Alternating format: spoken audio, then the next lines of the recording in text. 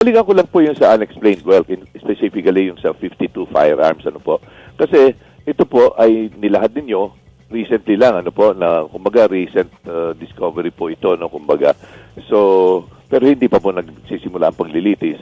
Hindi po ito na ilahad doon po sa House Committee on Justice tsaka sa plenaryo ng House of Representatives nung nagbotohan tungkol sa kung i-impeach ba o hindi si VP Sara.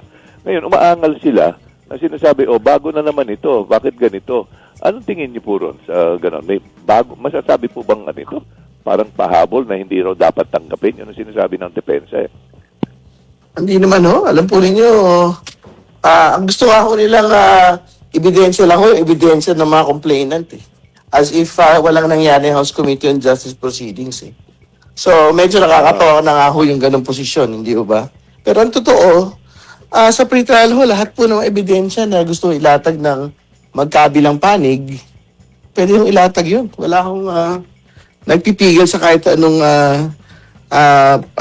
panig, no? Para gawin po ito. Kasi in fact, yung pong answer nga ho, at answer on both counts, no? Answer at the House, answer at the Senate, wala din bang kalaman-laman ho yung mga